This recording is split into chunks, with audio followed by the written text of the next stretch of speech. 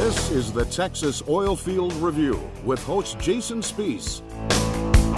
Coming to you from the epicenter of energy, my name is Jason Spees, and this is the Texas OilField Review, heard on the Crude Life Media Network. On today's episode, we talk with Joe Dancy, Executive Director for the Oil and Gas, Natural Resource, and Energy Center at the University of Oklahoma College of Law in Oklahoma City. Mr. Joe Dancy gives an update on the scoop and the stack through Continental Resources reports, as well as several other companies' holdings and reports. In just a moment, our exclusive interview with Joe Dancy with the University of Oklahoma's Energy Center, right here on the Texas Oilfield Review.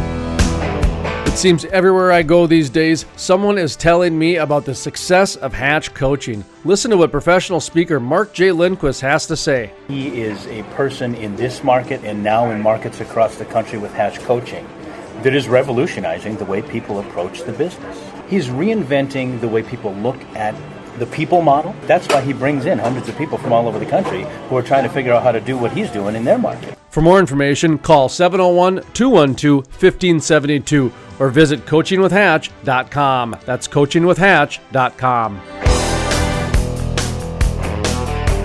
Welcome back to the Texas Oilfield Review, heard in the Crude Life Media Network. My name is Jason Spees, and we are bringing you exclusive interviews from the epicenter of energy, the heart of the shale revolution, right here on the Texas Oilfield Review. Up next, Joe Dancy with the University of Oklahoma's Energy Center about some of the activity in the scoop and the stack through looking at Continental Resources reports, as well as several other energy companies' holdings and reports. This is Joe Dancy.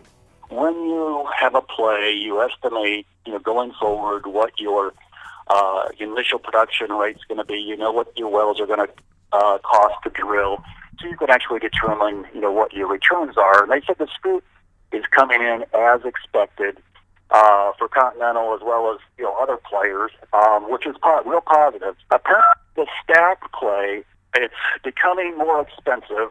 And they really didn't elaborate whether it was just service costs going up or whether, there's more equipment you have to put down hole or there's additional fracking cost or whatever. But the wells were more expensive, and the initial production rates, which is, you turn the well on, you get a flow back, were not what they had expected. They were close, but they were still, 10 or 15%, as I recall, below, what they projected. So going forward, as, analysts, if you drill some wells and not what you expected, you redo the model and you take the latest information, you put it in there. So when you increase your costs and decrease your initial production rate in barrels, the cost, the revenue, the price deck, what you're going to sell in place, your return goes down. You're still, I guarantee you, Continental is still making money in the stock. It's a very attractive play from an economic standpoint, from what I've been told. To listen to the full-length interview with Joe Dancy with the University of Oklahoma's Energy Center,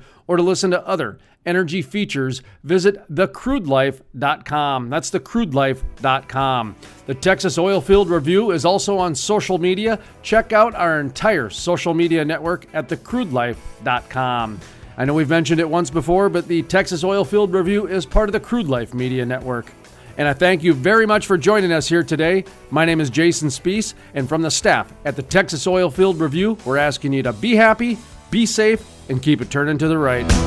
The Texas Oilfield Review is sponsored by thecrudelife.com.